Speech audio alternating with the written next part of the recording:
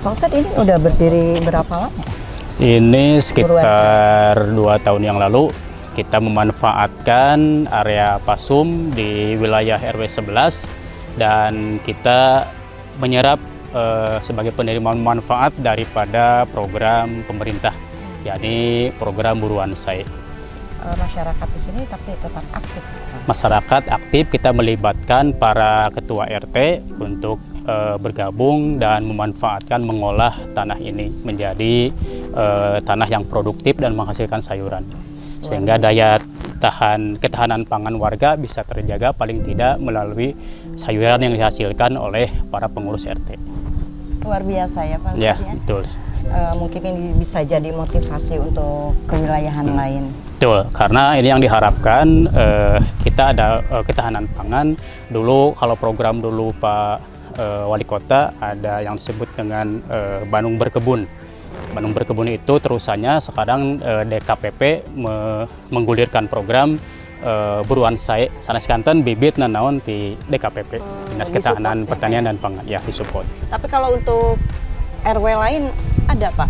RW yang lain ada, satu kecamatan itu ada beberapa, tapi yang lebih produktif yang masuk ke nominasi RW yang aktif adalah Buruan Sae Gurah 11. Gurah Guyub Rahayu RW 11. Ada Gurah. Kalau RW Campernik RW-nya. Campernik. Capaian Mutu Pendidikan Ekonomi Ketahanan Pangan kali itu nanti. RW 11 ini. Ada Buruan Sae, ada Bank Sampah sebagai terusan dari program Wali Kota Kang Tisman. Nah, sekarang kan program utama Wali Kota kan 3, ada ODF, ada stunting, ada Kang Tisman. Itu program prioritas di tahun ini. Nah, seluruhnya ada di kita. ODF telah kita selesaikan, kemudian kita bank sampah, ada mesin sampahnya, pencacah sampahnya. Di hari Sabtu Minggu ibu-ibu PKK itu setor sampah ke sini.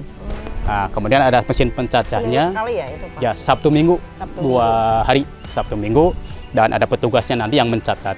Ada juga kolam memanfaatkan budik damer, yaitu budidaya ikan dalam ember. Kita kemarin sudah beberapa kali mendapatkan bibit itu. Ada ayam petelur juga, kemudian ada terdiri dari unggas, tanaman, sayuran, apa. Dan masyarakat bisa memanfaatkan ini. Luar biasa sekali ya Pak Ustadz ya. Masyarakat di sini aktif gitu untuk mengelola. Betul, sebagai bukti bahwa kita itu kan khalifah fil ar, pengganti peran Allah di muka bumi. Salah satunya adalah jangan dulu berbicara global, ketika internal di kewilayahan kita tidak peduli dan respon terhadap keberadaan.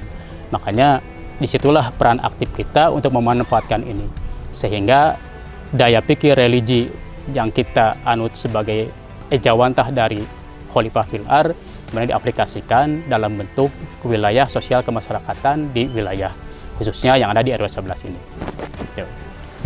Dan kita pun ada Kampung KB. Kampung KB kita juara 2 sekota Bandung tahun kemarin. Ya, di parameternya 8 Pokja Kampung KB itu telah berjalan, ada cinta kasih, perlindungan, ada reproduksi, ada fik remaja, pendidikan, agama, dan yang lainnya. Itu berjalan, dan ketika kita dinominasikan di Kota Bandung, panelisnya dari Provinsi BKKBN, kita alhamdulillah juara kedua, sekota Bandung Kampung KB. Juara kesatunya Kiara Condong. Nah, pastinya ini kan terakomodir ya. Ya. Nah, ini tanaman apa ya Pak? Nah, seperti ini adalah sayuran sosin, bisa dimanfaatkan untuk warga.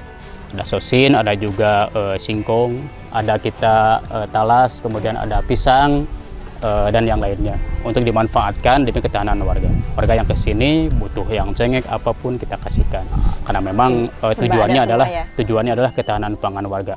Tidak secara bisnis profit oriented, tidak, tapi inti membantu masyarakat untuk mengentaskan stunting di kewilayahan. Sepado selangkung maksimal ngobrolnya santai, orang bari calik, Teh Rena. Nah, ini hasil karya daripada pengurus Buruan Sae. Assalamualaikum warahmatullahi wabarakatuh. Sampurasun Sobat Prabu semua dimanapun Anda berada. Tetap semangat, tetap bersatu. Jumpa lagi bersama saya Rena Susanti yang akan menemani Anda semua dalam program Rumawat Kolbu. Rumawat dalam bahasa Sunda adalah merawat, memelihara, dan menjaga. Yang artinya di situ merawat kolbu, menjaga kolbu, serta memeliharanya. Rumah Wat Kolbu insya Allah akan selalu ditemani oleh Pak Ustadz Lilin Taufik. Beliau adalah seorang aktivis sosial dan keagamaan. Beliau juga selalu aktif dalam giat kemanusiaan, ragam giat Islami, giat lingkungan, terutama di kewilayahannya, dalam membangun swadaya masyarakat untuk peduli lingkungan. Bersama masyarakat sekitar, senantiasa menata lingkungan tetap indah, hingga mendirikan bank-bank sampah menjadi penghasilan tambahan, walaupun tidak cukup untuk beli mobil. Tapi intinya kebersihan tetap terjaga dan bisa dimanfaatkannya. Begitu kan ya Pak Ustadz Lilin? Betul, sangat betul. Nah, Kang Ustadz, kira-kira apa nih yang mau dipaparkan ke Sobat Prabu semua, jelasnya terkait recovery akidah dalam perspektif sosial kemasyarakatan di kewilayahan. Ya, silakan. hatur nuhun Terena. Mangga. Bismillahirrahmanirrahim. Assalamualaikum warahmatullahi wabarakatuh. Alhamdulillahilladzi hadana li hada wa ma kunna linahtadiya laula an hadanallah. Asyhadu an la ilaha illallah wahdahu la syarikalah wa asyhadu anna Muhammadan abduhu wa rasuluh amma ba'd. Pertama-tama kita panjatkan kehadirat Allah Subhanahu wa taala atas seluruh takdirnya kita bisa berkumpul di Buruan Sayur 11 ini dalam rangka menggali nilai-nilai keislaman dan thalabul ilmi. Saya di sini ikut serta membesarkan hasanah keilmuan dalam arti ingin terus serta sasireun sabeuneureun ada hal yang perlu di-sharingkan mengenai peran serta akidah dalam kehidupan sehari-hari. Makanya dalam judul adalah recovery akidah dalam perspektif kewilayahan. Seperti apa wilayah ini menyerap kemanfaatan daripada akidah yang berperan dan diaplikasikan dalam sosial kemasyarakatan. Sebagaimana suku kata Terena akidah dalam akdun. Asal kata dari akdun artinya ikatan. Janji pasini orang ke Allah supaya kita tidak lagi menyembah yang lain, la ma'buda illa iya. Tidak ada sembahan kecuali Dia. Dan dalam aplikasinya adalah seluruh peran serta ilahiyah itu diaplikasikan kepada lapisan masyarakat tanpa kecuali program-program masyarakat. Yang kita rasakan di sini di Buruan Saya ini berbagai program telah terserap, baik itu Buruan Saya dengan tanaman-tanamannya. Kita melibatkan unsur pengurus semua di sini dari mulai RT, tokoh masyarakat, tokoh agama, PKK dan yang lainnya, sehingga Buruan Saya dengan keberhasilan menanam sayur-sayuran bermanfaat bagi ketahanan warga. Ada juga Kang Pisman, kurangi pisahkan manfaatkan dalam mengelola sampah warga supaya sampah di rumah-rumah itu sudah kurangi gitu. Ada juga kita ada kampung KB di sini, ada juga kolam ikan sebagai wadah untuk masyarakat juga menerima manfaat dari keberadaan program-program yang dilaksanakan oleh kewilayahan. Maka dari itu supaya bagaimana peran aktif masyarakat terbina. Nah, nilai-nilai ketakwaan yang harus kita gelorakan, yang harus kita suntikan kepada warga dan umat. Jadi apa takwa teh cenah Terena? Naon? Takwa teh bapana Batak, indungna Jawa, anakna pasti takwa. Eta lain. Bisa aja Pak Ustaz. Takwa itu adalah bimtisali awamirihi wajtinabi nawahi. Sekuat mungkin dalam satu sisi melaksanakan perintah-perintah Allah, tapi pada sisi yang lain sekaligus sekuat mungkin menghindari larangan-larangan Allah. Takwa teh juga gitu. Takwa teh sebagaimana Umar bin Khattab pernah suatu saat bertanya kepada Ubay bin Ka'ab, "Ma huwa taqwa?" Wahai Ubay bin Ka'ab, kata Umar, apa yang disebut dengan takwa itu?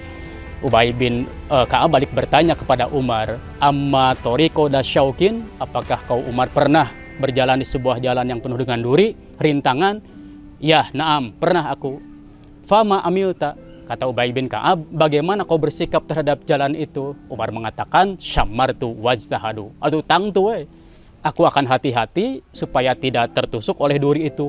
Bahwa takwa. Kata Ubay bin Ka'ab, itulah takwa.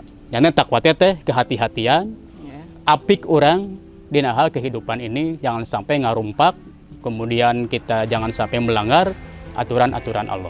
Jadi terapkan dalam kehidupan sehari-hari. Jadi takwa itu esensi, takwa itu substansi. Nanti setelah nilai takwa ada, aplikasinya adalah kehidupan sehari-hari, hirup kumbuh sadidinten, idak lihar jeung masyarakat. Kita tidak pernah melanggar aturan Allah. Dalam hablum minanas ya, hablum minallah ya, hablum minanas juga iya. Jadi hubungan vertikal dan horizontal itu seimbang, simetris, kedua fungsi ini, barulah itu mencapai takwa. Jadi takwa itu esensi sanes barang teh. Kacipta mun takwa barangnya dijual belikan di warung. Meser takwa saparapat, abi takwa sakilo. Nah, rencangan teh priyogi takwa, nu abi pada diical. Puguh we da kue balok takwa. Takwa itu adalah esensi, substansi daripada pengertian akidah tadi, sehingga melahirkan nilai-nilai satu, muahadah. Muahadah artinya janji pasini, janji kita kepada Allah Subhanahu wa taala. Di saat kita bayi, janin dalam perut, ketika sebelum lahir, Allah mengatakan berfirman, alastu birobikum, apakah aku ini Tuhanmu? Maka si janin tersebut mengatakan, bala syahidna. Ya, engkau adalah Tuhanku. Lahirlah bayi sekarang ini, tak demi memenuhi janji yang dulu diaplikasikan melalui nilai-nilai ibadah. Kalau tidak ibadah, kalau jauh dari perintah Allah, berarti melanggar janji itu. Muahadah itu adalah janji kepada Allah Subhanahu wa taala, maka mencapai derajat takwa niscaya dapat diraih. Satu. Kedua, seseorang mencapai derajat takwa manakala dia menerapkan dalam kehidupannya sifat-sifat muraqabah. Raqaba yurokibu qoriban, artinya dekat. Sudah jadi bahasa kitanya teman karib, berarti teman dekat. Jadi qoroba yuqoribu, kalaulah sudah merasa dekat, berarti tingkah laku kita, sepak terjang, akhlak kita akan selalu merasa termonitor, terlihat oleh Allah Subhanahu wa taala dimanapun kapanpun. Jadi di kantor tidak ada kong kalingkong untuk korupsi kong kalingkong tanda tangan kepada ruguh karena merasa terlihat jantung gitu.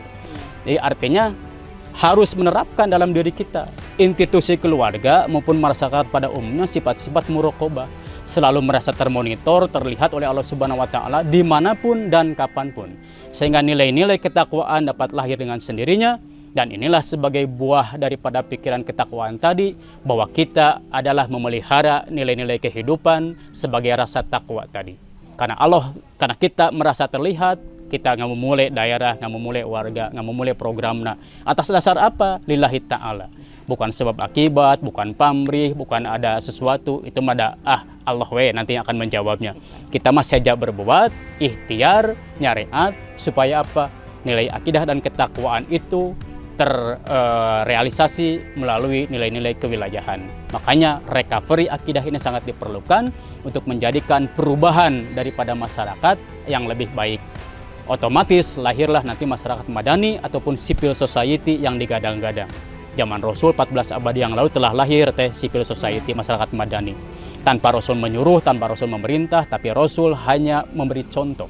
Rasul tidak pernah memerintah sholat, tidak pernah memerintah untuk zakat sedekah, tapi mencontohkan tahkiah zakat, tahkiah sholat. Dari rasa itu kemudian orang empati terhadap keberadaan Rasul, dan perubahan di situ terjadilah civil society ataupun masyarakat madani 14 abad yang lalu. Sekarang pun akan terlahir insya Allah, ketika masing-masing umat ini yang notabene mengaku muslim berpijak pada aturan-aturan ilahi, pada aturan-aturan kalamullah dan sunnah-sunnah Rasul, pasti dengan sendirinya masyarakat madani civil society akan terlahir. Kedua, nah, yang ketiga adalah bagaimana kita menerapkan sifat mu'aqobah. Yang pertama tadi mu'ahadah, janji. Yang kedua muraqabah, merasa dekat dan termonitor. Yang ketiga mu'aqobah. Mu'aqobah itu adalah pemberian sanksi terhadap diri manakala kita lalai dari perintah-perintah Allah. Sebagaimana Tamim Ad-Dari, seorang sahabat Rasul, dia terlelap tidur, jangankan tahajud subuh pun kesiangan. Lalu kemudian ketika bangun dia berjanji pada dirinya, saya berjanji untuk tidak lagi kesiangan pada subuh hari. Bolehkah janji itu? Boleh. Tapi selama janji itu yang disanggupi oleh kita. Jangan membuat sebuah perjanjian, janji karena diri, tapi diri kita juga tidak bisa melaksanakannya. Melanggar ya. Melanggar. Berarti janji harus diterapkan dulu ya. Betul. Terena misalkan, kalau anak saya nanti lulus SD, insya Allah abdi ke pasar mau ngagel lancingan. Eta tekenging teh. Walaupun janji ke Allah kan, apakah mau dilaksanakan? Melanggar gitu kan. Jadi artinya janji itu selama kita sanggup untuk melaksanakannya, itu adalah janji. Jadi mu'aqobah, supaya tujuannya apa? Kita tidak lalai dan terlena akan aturan-aturan yang lain, lebih mengutamakan, memaksimalkan aturan-aturan Allah daripada yang lain. Boleh, supaya intinya sebagai pelecut, stressing, motivasi bagi kita, supaya kita tidak lalai, tidak bahasa Sunda mah teh nyapirakeun kana aturan-aturan Allah. Jadi ada sekali lagi teh mencapai derajat takwa itu dengan tujuannya adalah memelihara akidah, satu muahadah, berjanji, kedua muraqabah, merasa dekat dan termonitor, ketiga adalah muaqabah, pemberian sanksi terhadap diri manakala kita lalai dari perintah-perintah. Lalu yang keempat itu adalah ada sifat muraqabah, muahadah, kemudian juga muhasabah. Hasibu anfusakum qabla an tuhasabu. Jadi introspeksi diri, kata Umar bin Khattab, hisablah diri-diri kalian sebelum kalian nanti dihisab. Hasibu anfusakum qabla an tuhasabu. Sifat muhasabah. Selalu kita cek and recheck, kita melihat, mengkaji ulang sejauh mana amal yang telah kita lakukan. Apakah keseharian ini amal-amal yang soleh, apakah sebaliknya justru amal yang salah. Apa yang dilakukan pada sehari-hari itu adalah tauhid, apa justru sebaliknya musyrik. Apakah nilai-nilai keimanan, apa sebaliknya nilai-nilai kekufuran. Hisab diri kita, cek and recheck, supaya kita mengkaji ulang akan amal-amal yang telah kita lakukan. Umar bin Khattab tidak kurang, dia kesehariannya meminta ampun kepada Allah Subhanahu wa taala. Padahal dirunut Umar seorang yang cek paribasana macana naon, tukang tarok, tukang mabok, tukang mukakeun lawang androk nu jadi kena orok gitu.